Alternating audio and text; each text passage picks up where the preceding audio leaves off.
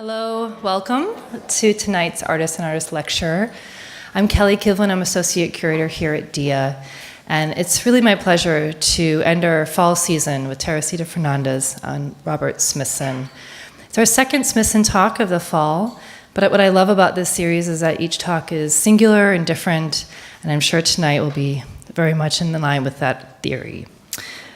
Just for those that don't know, the Artist and Artist Lecture series has been an ongoing series since 2001, so we're in our 15th year, and it really very much is a space for artists to speak and think as, in a way that's most comfortable for them, and not only their own practice, but the practice of those in DIA's collection, or our program, or even our performance series. And it happens in both the fall and the spring. And one of the nice things about being in our 15th year is it's allowed time for reflection. And with that, we decided to start a publication series that is sort of born out of transcripts from this series.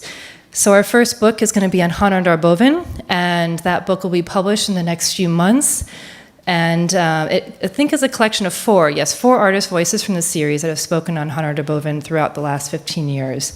So you'll see that soon.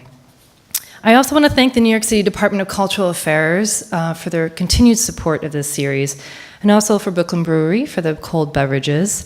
And thank you to all of the staff here and my colleagues. Without them, this series really wouldn't be possible. And so without further ado, I just want to introduce Teresita. She was born in Miami in 1968, and she received her Bachelor of Fine Arts degree in 1990 from Florida International University and her Master's of Fine Arts degree from Virginia Commonwealth University in 1992. Many of you might know her work. She is very well known for her prominent public sculptures and very much works in a sort of experimental and large-scale format. And as her bio actually online says, she's very much inspired by rethinking of the meaning of landscape and place, which is very much, of course, in line with Smithson, as well as by diverse historical and cultural references. Most recently, you may have seen her temporary site-specific work, Fata Morgana, which was installed at Madison Square Park from June of 2015 to January of 2016. She was also appointed by President Obama in 2011, and she was the first Latina to serve on the United States Commission of Fine Arts, which is a 100-year-old federal panel that advises the President and Congress on national matters of design and aesthetics. So please join me now in welcoming Teresita Fernández.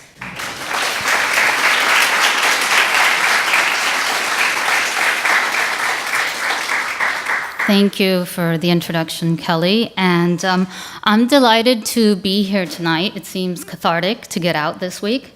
And I will start by confessing that if I were doing this lecture a week ago, I probably would have presented a very different kind of lecture. But it seems that within the last week, our frame on everything around us has, through a great urgency, needed to shift. And this is the third public speaking engagement that I do this week. And the tone of my content has changed and has shifted because I simply think that neutrality is not a position.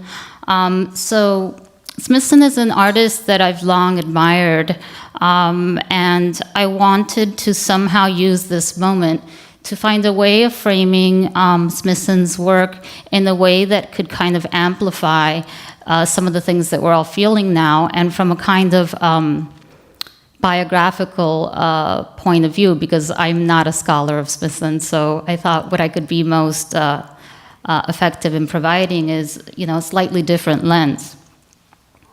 So I'll start with this. It's a Smithson quote, and I have several of them throughout the talk.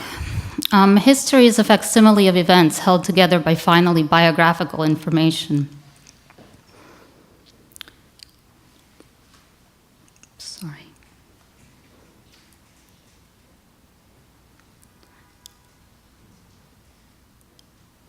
What does it mean to be an American artist, looking at Smithson, an American artist, who himself looked at notions of American art?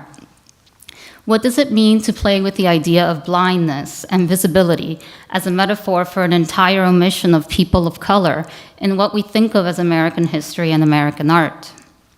How do we find the blind spots in Smithson's own take on non-seeing? I wanted to start today with what I call the sadness of suburbia, the connection I most deeply feel with Smithson. This is a view from New Jersey, a place that in many ways has always been characterized with a similar irreverence as my hometown in South Florida, a place that jokes are made of, a peripheral place. Like so many of us, our relationships with our hometowns is conflicted and also telling. I've lived in Brooklyn for almost 20 years, but I still act and react to things based on the innate attraction and repulsion from my hometown, Miami, Florida. This is a view of the Miami skyline with parts of Stiltsville in the foreground. Stiltsville is a group of wooden houses built in the 1920s and located 1 mile south of Miami on sandbanks above shallow water, which fluctuate from 1 to 3 feet in depth at low tide. In art school, we all learned about Smithson's floating island. It's an iconic image of what we think of as American art, of a certain period that any artist of my generation was wholly influenced by. What I'd like to shed light on is on my particular relationship and understanding of these quintessential works of Smithson, seen through the lens of me as a first-generation American, as a US Latina, as the daughter of immigrant exiles who arrived to a Jim Crow South Florida in 1959, where apartments had signs that read vacancy, no blacks, no Cubans, no dogs. And what these works of Smithson feel like through my own history, which was never really a part of any art history class that I ever had, but which have shaped my read of Smithson's work. These are the mangroves in Miami Beach. When I make site-specific work, I always ask myself, where am I? It's this very simple question, but loaded question, depending on how you ask it, because histories are very contradictory and skewed. I often ask, where am I historically, physically, socially, geographically, racially? Where are these coordinates? What's around me? What happens if I dig a hole 300 feet down? What would I find? What's above me? This notion that the landscape is behind your head as well as underneath your feet and above your head, rather than something we only experience frontally, means that you also move through places as they in turn move through you. This is a historic image of those same Miami Beach mangroves being cleared on these barges to make way for a resort town, a place that was imagined as an exclusive playground for white people, with the same deeply segregated and racist history prevalent throughout most of the South. Smithson's Monuments of Passaic was instrumental in teaching me how to look at the things around me that I had overlooked as mundane, the architecture of the working class, the industrial, the inefficiently planned. It taught me to validate the somewhat pathetic sensibility of the suburban into a kind of pathos, a sadness that I learned to recognize in the not-so-grand second city aesthetic of Miami in the 1970s and 80s. An aesthetic that seemed like a tragicomic event, always unfolding, plugging along. A film set full of facades with an unfinished backside, a non-side, an emptiness when you went around to peek at the other side of things. Monuments here are always seen frontally or from an aerial view or as signage. This is a power plant in South Florida. The Florida manatee, a strange, prehistoric-looking creature that is endangered, has been breeding here every winter for 70 years, near the warmth generated by the power plants. While on the one hand they are managing to stay alive, they are also addicted to industrial water in this forced rubbing up of nature and the industrial. Smithson's work always seemed familiar to me. I grew up in a town where as a child I could dig a 12-inch deep hole in my backyard and hit water, always somehow aware that you were floating, suspended, whether you were on solid ground or not. This image of water aggressively seeping into every suburban context defined my sense of place. Everything seemed like a mirage. Sometimes, like in versions of Smithson's floating island, palm trees and dumpsters surrounded islands of water. Streets and sidewalks appearing and disappearing so that if you tried to orient yourself, you were always displaced, 1 foot on dry land and 1 foot on water. Like the manatees, people in suburbia worked around these inconveniences, accepting them as normal. Often after a heavy rain in areas with blocks and blocks of identical buildings, the water would rise so that all objects, cars, people were only half visible, submerged, displaced. Bordering on the absurd, sometimes nature would ebb back to its original state, suspended for a moment in a primeval sense of wateriness. The suburban child travels in his or her mind because she has to, as a survival mechanism. The city floated and moved and flowed down streets and rivers, a movable city, a place that was never stable or fixed or solid, sometimes in a dreamlike manner, and other times with a threatening fury that reminded us that the suburbs were just borrowed from nature, temporary. When I moved to New York City as a young artist, I was fascinated with the proximity of Smithson's Passaic Falls in New Jersey. I imagined him living here as a boy. Imagine the poet William Carlos Williams, his pediatrician, checking his temperature. Parts of Passaic seemed to me to also embrace the picturesque, capturing idyllic views that we know full well are surrounded with ugliness, with industrial waste and suburban sprawl. This sense of nature and the dissolution of nature, nesting in one another, not as opposites, but as mirrors to one another. His monuments of Passaic felt like South Florida's power plants, five and dimes, and cracked concrete, dilapidated mini monuments to local unknown heroes. This is a postcard I found about 10 years ago of a view of the Passaic Falls in New Jersey, in winter, frozen. I was drawn to it because of the sculptural effect that frozen water took on, and again for that reminder of the dramatic extremes of nature moving from the flowing to the solid. In 2009, I started working with mined graphite and made this work based on that frozen waterfall image. It's titled Nocturnal Passaic Pour. It's made of solid graphite and pencil on a wooden panel. I made a series of these darkened images that only emerge when the viewer moves and the relief surface catches the light, like being in a dark room and watching an image develop, there but not there. Nature does not proceed in a straight line. It is rather a sprawling development. This is an aerial photograph of a strip mine in Ohio. It comes from Smithson's own archives as he was researching depleted mines for reclamation projects that could be turned into public spaces.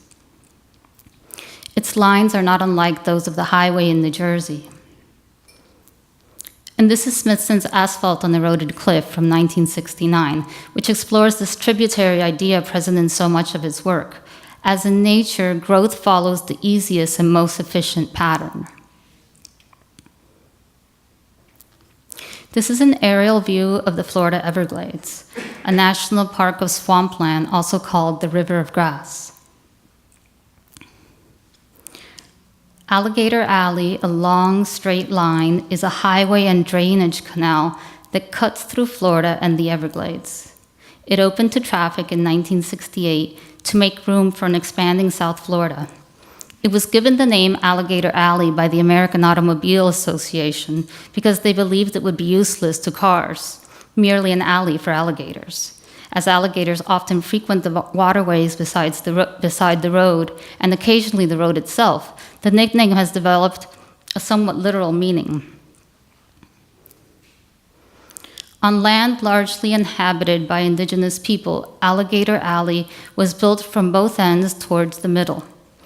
The surveyors often worked in water up to their knees and required a full truckload of dynamite for rock blasting each week. The landscape in this part of Florida is riddled with eerily beautiful human-made geometric shapes of drained water that contrast the organic spreading patterns of nature like shaped mirrors to the sky. Stranger than fiction. Smithson's Lemuria, a hypothetical continent in shells, was drawn in 1969. It was staged as both a physical and cartographic hypothesis in picturesque terms.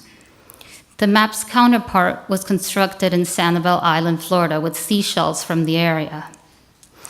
This notion of the site and the non-site, the real and the fictitious, the lack of hierarchy and references that create a new experience is also at the core of my Florida upbringing, where everyday things seemed stranger than fiction. This is a pamphlet for Coral Castle, a place in South Florida. Already when I was a kid, it was a tourist attraction that you couldn't really confirm as history or hoax. It was originally a house built by a man named Edward Leedskalnin from 1923 to 1951. Ed single-handedly and secretly carved 1,100 tons of Florida coral rock as a home for a woman he was in love with. This kitschy sensibility permeated everything in Florida, but the structures were still undeniably real parts of the earth, carved into moons and rocking chairs and stone furniture for stargazing. The landscape was punctuated by small, odd buildings, like this orange-shaped kiosk used to sell oranges, monuments to what happens to concrete and paint in the relentlessly hot Florida sun and 100% humidity, a place where everything deteriorates at an accelerated rate, from fruit to structures. But these touristy structures also blended in with real historic sites, like this early Florida home near downtown Miami, a historic preserved site made with a native coral rock typical of construction in Florida in the early 1900s, a house literally made of the earth it sits on. While history tends to have privileged some of Smithson's more minimal work, that same sense of kitschy aesthetic dipping into science fiction is indeed present in many of Smithson's works. This is a collage from 1963. And this too is New Jersey, the superficiality of the seaside resort surrounded by parking lots, what suburbia becomes when it hits the water's edge. This is Smithson's Venus with Reptiles from 1963. And this is the Everglades, a typical scene of a natural habitat with alligators and egrets coexisting in the swamplands, but also commonly spilling over into suburbia right next door. The politics of the invisible. A few months after Partially Buried Woodshed was built in 1970, the famous Kent State shootings occurred, where students protesting the Vietnam War were killed by National Guardsmen. And soon afterwards, someone commemorated the event by painting May 4th, Kent 70 on the woodshed. The lettering, visible from the road and remaining on the shed for years, linked the shed and the breaking point of the beam to the cultural shift that many consider the Kent State shootings to represent. Today, the remains are hidden in a grove of trees, most of which were planted some time ago to obscure the ruin. The grove is surrounded by the new liquid crystal materials science building, a football field, and a parking lot. Partially Buried Woodshed helped me understand the language of structures that are politicized, loaded, regardless of their aesthetic envelope or temporality or wider invisibility. I grew up in Miami in a tumultuous political time where neighborhoods were heavily segregated and groups of minorities were often pitted against one another. In fourth grade, 1980, our lives changed when an exodus of Cuban refugees arrived in Miami. This was a massive refugee tent city erected by the Orange Bowl Stadium. It existed right smack in the middle of the city, circled by loops of highways, surrounded by racial tension, division amongst ethnic groups, and white supremacists that angrily yelled at you and your parents to speak English, and to go back to places you had never known, even though you were born a few miles from here. The Cuban refugee tent city was also right near Liberty City in Overtown, an immense housing project constructed as part of the New Deal in 1937. It was the first public housing project for African Americans in the southern United States. As development flourished in South Florida through the 1920s, Jim Crow laws barred African Americans in the Miami area from living outside of Overtown. Overtown grew to be one of the most densely populated areas in South Florida. Several city blocks of Overtown homes were dilapidated houses with no electricity or access to municipal water and sewer, being host to a relatively high incidence of infectious diseases in many areas. In 1980, the same year as the Mariel boat lift, I remember vividly the historic riots across Liberty City and Overtown. The entire city, a changing city of immigrants and people of color who were manipulated and oppressed by white supremacists and reminded over and over again that we did not belong. Over 125,000 Cuban refugees reached the shores of Florida in those 6 months in 1980. They were black and brown and white. And they never stopped arriving in makeshift handmade rafts made of debris. To this day. Instead of causing us to remember the past like old monuments, the new monuments seem to cause us to forget the future. In that state of some monuments hiding or obscuring other monuments, it seems ironic that just a couple of months before Art Basel last year, 12 Cuban refugees made it to the shores of Miami Beach, just blocks from where the annual art fair is held, an occurrence invisible to the art world and fairgoers and tourists, one monument erased by another. And I think of the cinematic gift of moonlight as a monument to Liberty City, Barry Jenkins and Terrell McCraney's realistic account of what it really felt like to grow up there in the 80s. The subterranean and the cosmos. I've always been interested in mined materials. The graphite I've used is from Sri Lanka. I've used gold, pyrite, and iron ore. These materials are literally parts of places. When I create new images using these raw materials, it becomes loaded with being more than one thing at once. It becomes simultaneously the landscape it came from as a material, but also the secondary image that's created, which may be entirely different and unrelated. We're always in many places at once. Each place that we think of is really a sort of layering, a stacking of many places, whether they're physical or imagined or remembered. Smithson's Asphalt Rundown from 1969 was his first flow piece done in an abandoned part of a gravel quarry in Rome. A large dump truck released a load of asphalt down a cliff already marked by time, everything in Rome essentially being layers of ruins. This act of drawing in the land, marking time, is something that would also mark my sensibility of drawing as both a noun and a verb. My interest in drawing led me to Borrowdale in the Cumbria region of England. This is a rural area where graphite was first discovered in the early 1500s. This particular deposit of graphite was extremely pure and solid, and it could easily be sawed into sticks, so that the pencil industry was born in nearby Keswick. This was and remains the only deposit of graphite ever found in this solid form. I started to reimagine this as a kind of land art, as if all of Borrowdale was like one solid drawing underfoot. This is an entrance to one of the now depleted mines in Borrowdale. I started to make solid, built-up layers of drawings upon drawings. This is nocturnal, curved waters. And to make large three-dimensional sculptures with both machined and raw graphite directly from the mine. Drawn Waters Borrowdale becomes a frozen and shimmering mark made with the earth itself, as if conflating both the pictorial and the physical, sacrificing neither image nor materiality. It is a drawing that is a sculpture, and a sculpture that is a drawing. To assemble the parts of this sculpture was for me to make a graphite drawing.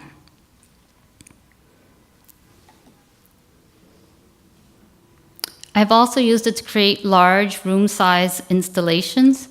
This is called Epic Sfumato, and this is at Mass MoCA. It's made of tens of thousands of small graphite chunks, each with a handmade drawing that emanates from it like a shadow.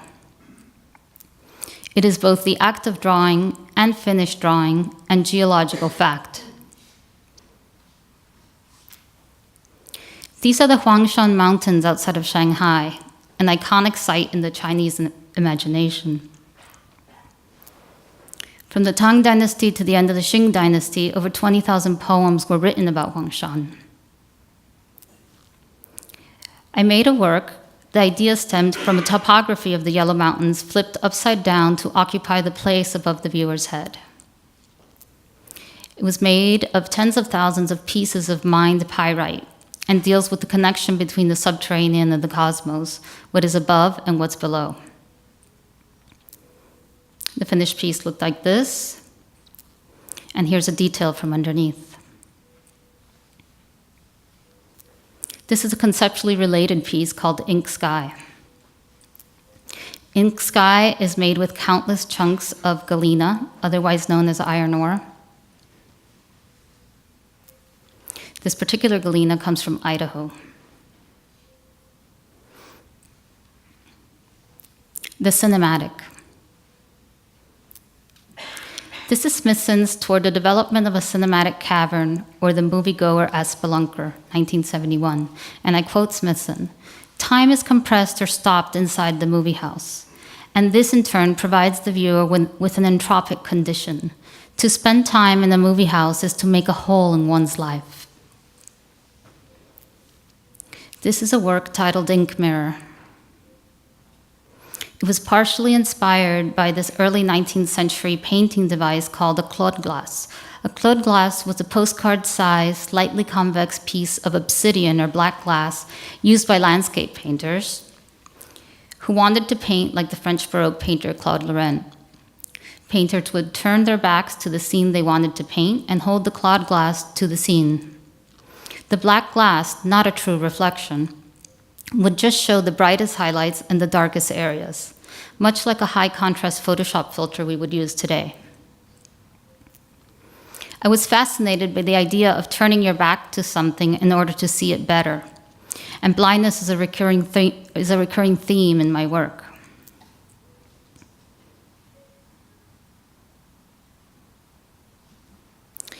Ink Mirror becomes like a real-time film of the surrounding space, absorbing everything and everyone around it. The Yucatan mirror displacements by Robert Smithson deal with place displacement, finding place within place, as viewers constantly ordering and reordering our coordinates, literally placing ourselves within place, both physically and figuratively, in the landscape and in cities, and in a society that is constantly pushing us to decide our place for us. This is the Seto Inland Sea by the island of Naoshima in Japan. I made a work there called Blind Blue Landscape. It's made out of glass with silvering. It's about 40 feet long on a curved wall that faces the landscape and the sea of Naoshima. It consists, again, of tens of thousands of these handmade glass mirrored cubes that create an organic pattern on the curved wall.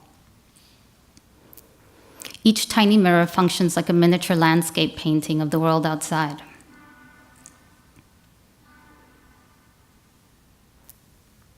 Blindness, not seeing and hiding in plain sight. This is Smithson's study of the Franklin mineral mine in New Jersey.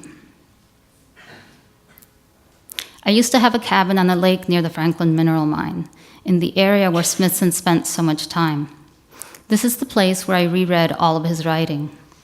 Smithson's best work is still intact, there to be explored not in art museums, but virtually untouched in the very places he conceived it. If you visit the mine, you enter a shabby little chamber full of dull, ordinary-looking rocks on shelves. When the lights are turned off and the UV lights are turned on, the rocks glow with fantastic colors. It's otherworldly. What interests me is that the rocks were always phosphorescent. You just couldn't see it. It's something hiding in plain sight. And Smithson does this all the time, a kind of anthropomorphizing of the landscape so that you as the viewer are not privileged. He makes the landscape, in fact, look back at you. This is a series called Night Writing. I was interested in exploring the night sky as a legible surface. The stars are our first calendar, our first clock, the place where we as humans have always looked for orientation and for our coordinates. The idea came together as I pieced several unrelated topics of research. In the early 19th century, Napoleon issued an order for a secret system of communication so that soldiers could communicate in the trenches at night silently and without light. A captain in the French army named Charles Barbier invented a code called écriture nocturne, or night writing. It consisted of a piece of cardboard with holes in it that corresponded to phonetic sounds in the French language.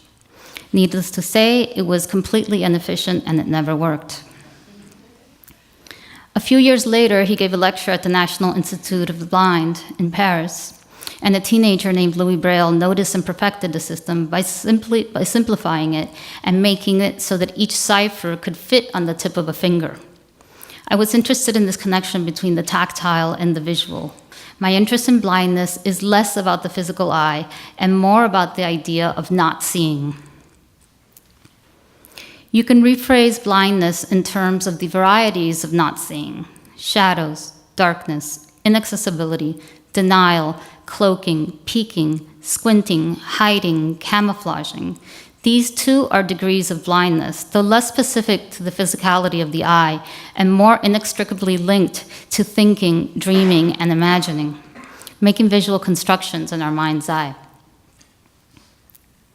The visual, untouchable Braille becomes absurdly illegible to both the blind and the sighted. The two languages, superimposed, obliterate one another so that the meaning of every word is rendered mute.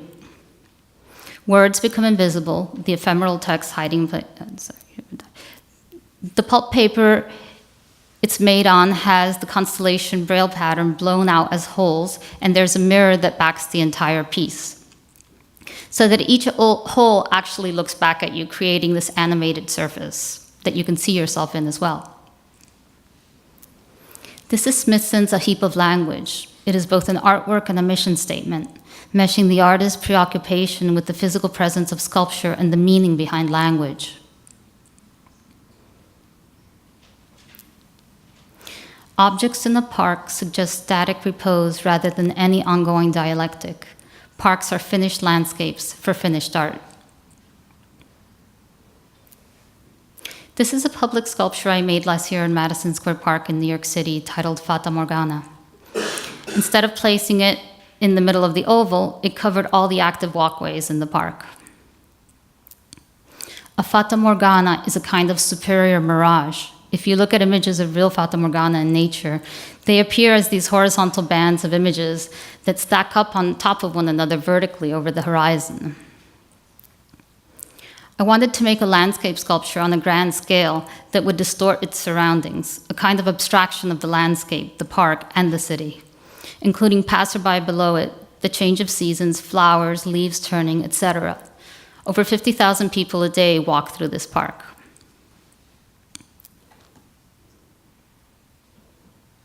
In many ways, it is an active portrait of this piece of land, a portrait of the daily urban commute functioning like an image-generating cinematic device that changes constantly with the light and the human activity around it. It is nothing but static.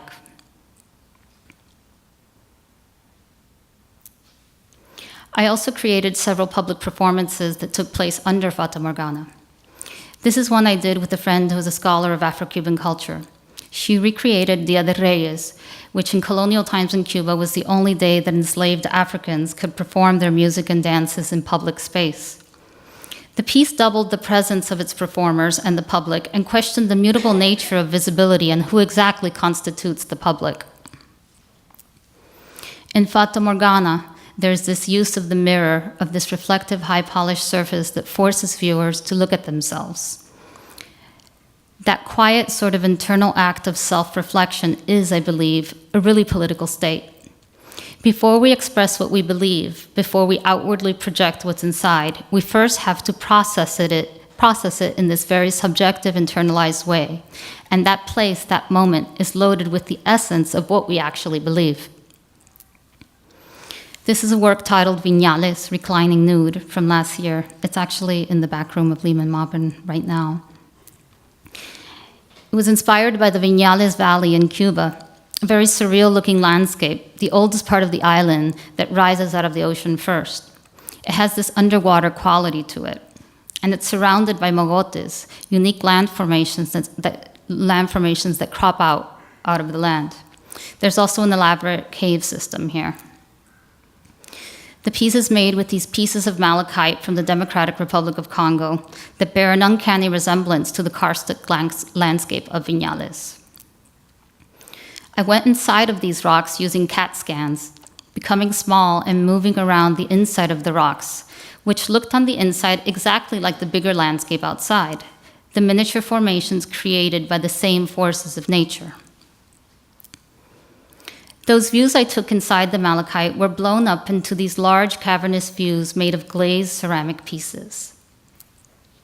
These are literally clay, earth, fired at high temperatures using glazes made from metals and minerals.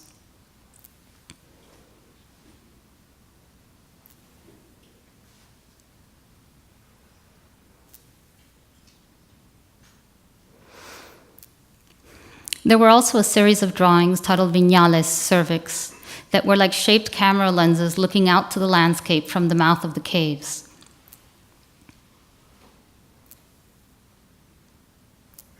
I took these views as I stood at the edge of the caverns in Viñales, from the darkened inside looking out and framing the view.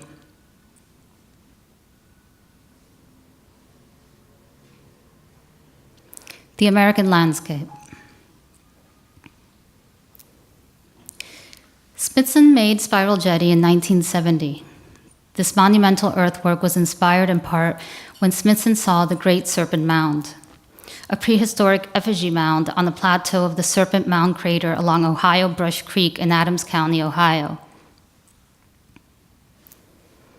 It is important to note that Smithson's America was also the Americas, that he was actively culling ideas from Mesoamerican and indigenous cultures that are evident in his works in the Yucatan, from burial grounds in Ohio, and in Smithson's own library, which included extensive research in books with titles such as The Ancient Civilizations of Peru, The Hopi Indians, The Discovery of the Circle, and works of fiction like Jorge Luis Borges's Ficciones.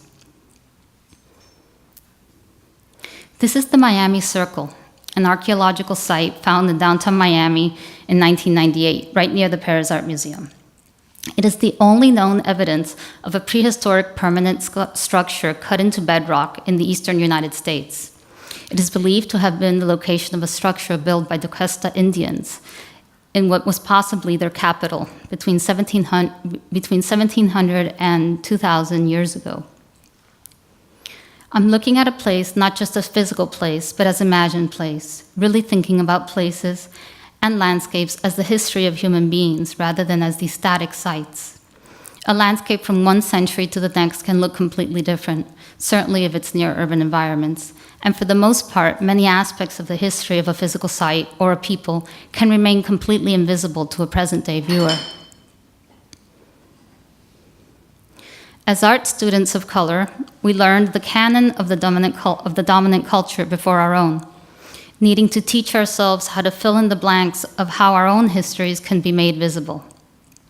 In art school, this is what we learn about land art. Quote, "Earth art is an art movement in which landscape and the work of art are inextricably linked. Many of the first works created in the deserts of Nevada, New Mexico, Utah, or Arizona were ephemeral in nature and now only exist as video recordings or photographic documents." End of quote. It is interesting to note that most American land art, most earthworks, were made in the states that used to be Mexico. In 1822, Mexican colonists, following the American Revolution, rebelled against Spain to win their own Revolutionary War, making Mexico a free nation, just like America. Until 1948, portions of California, Arizona, New Mexico, Nevada, Utah, Texas, Colorado, and Wyoming were part of Mexico. At the turn of the century, Mexican landowners were commonly held at gunpoint or killed as their land was taken from them. They didn't even cross the border crossed them. Indeed, these aspects of American history, of the American landscape, like the lynching of Mexican landowners and workers throughout the Southwest, remain invisible to our larger sense of what American history consists of. Invisible when you stand on this very land today or when you study the earthworks made in the 1970s in these states. Fire America deals with the technique of slash and burn used by indigenous people throughout the Americas to shape and manipulate the land. The title also questions our notions of American art and who gets to define that term. It is a tongue-in-cheek reference to Ed Ruscha's piece, Various Small Fires and a Glass of Milk, and Bruce Nauman's performance piece in which he burns Ruscha's book.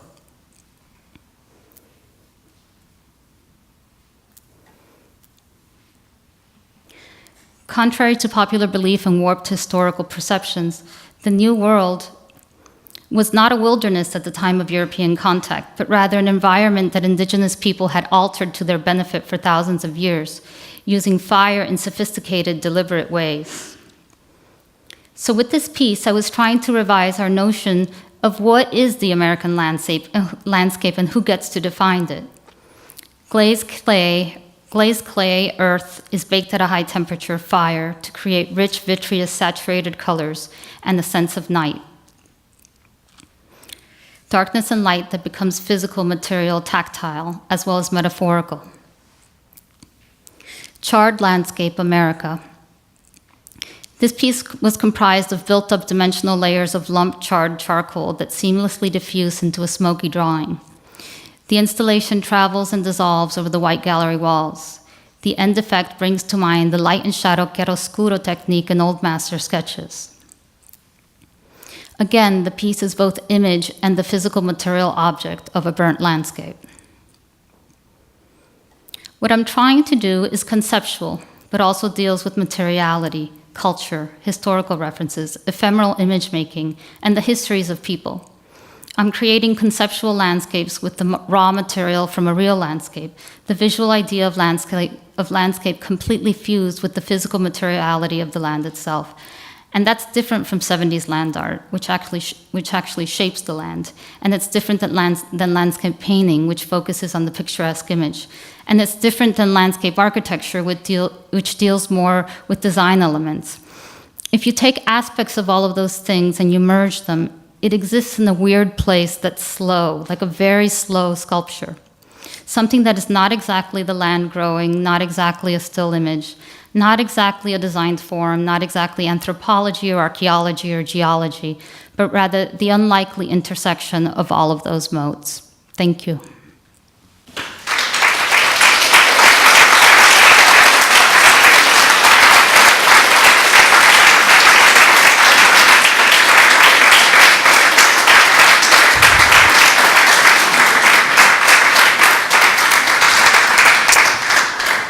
Thank you, Teresita. We're going to actually open up to questions. I know it takes a little bit of time to sort of gather them. I'll give you a minute or so. But if anybody has any questions, I'm happy to come by and field it for you. Sometimes takes a while. Yes, hold on one second.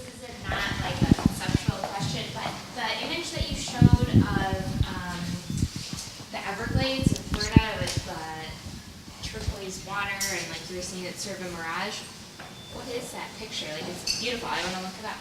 It was a photograph, and there's a little white square sticking out. So the landscape in Florida there's a lot of water everywhere. So the only way you can build something is if you drain out other areas. So all of those areas of mangroves and swamps have to be channeled. All that water has to be channeled into lakes, these human-made artificial lakes and canals that you see all around the city to drain other areas to be able to build on solid land. Was that a photograph that you took then yourself? I didn't take that myself, but if you fly into Miami, you see it. You see it all the time. It's right near the Everglades, and there just are these very big square, rectangular patterns of lakes. Yeah, you could see it from the air. So I can just Google it. You can Google it. Cool. Yeah.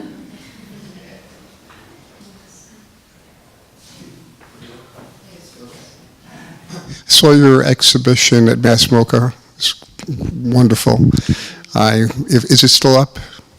I'm sorry? Is It's not still It's up not, now. okay, so I guess it's too late for others. But my question has to do with the relationship between your work and Anselm Kiefer, if there is one. I'm wondering if you can speak to that. Kind of not really. I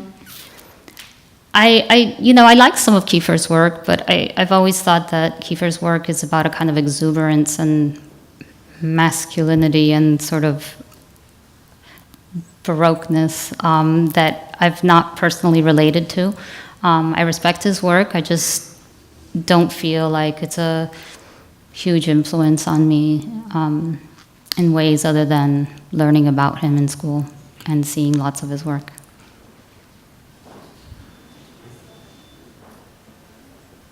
Anybody else?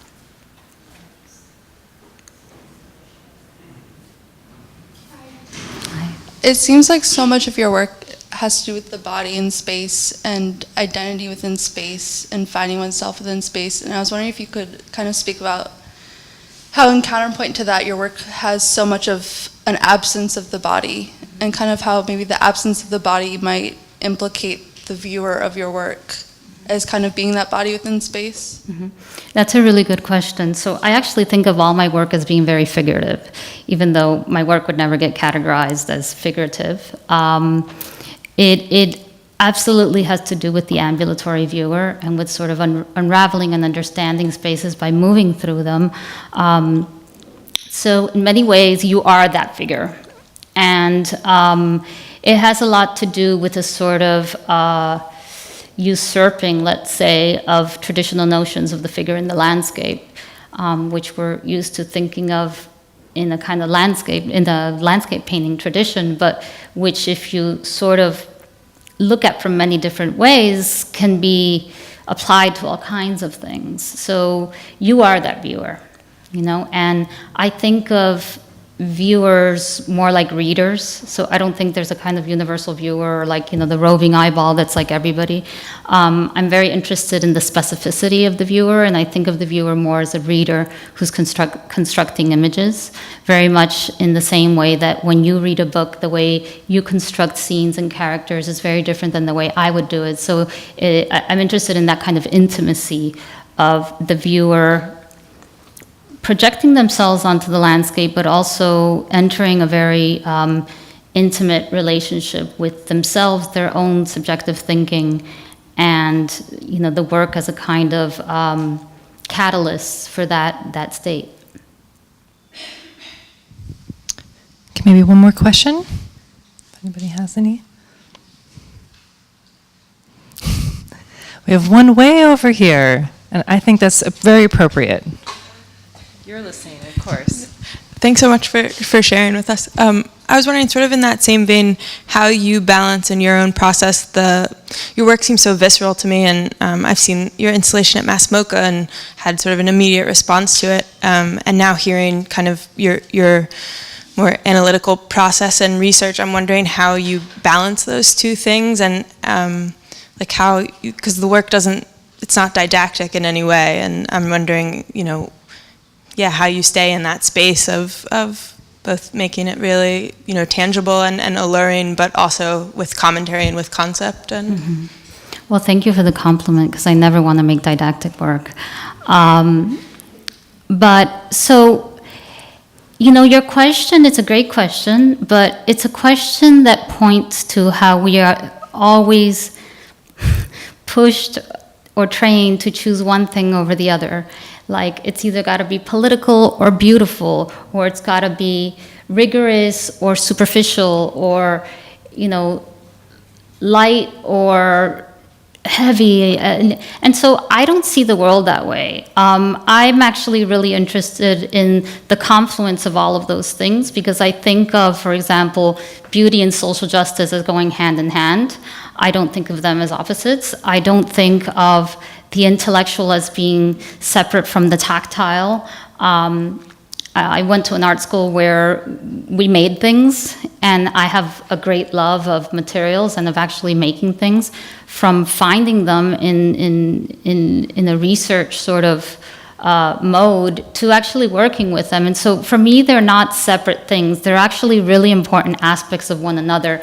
And if the sort of physical manifestation didn't have the intellectual rigor and the research, it would just be stuff. And if the intellectual rigor wasn't manifested in an object that was seductive and that really kind of invented a language, then it also wouldn't be successful. So for me, they're exactly the same thing.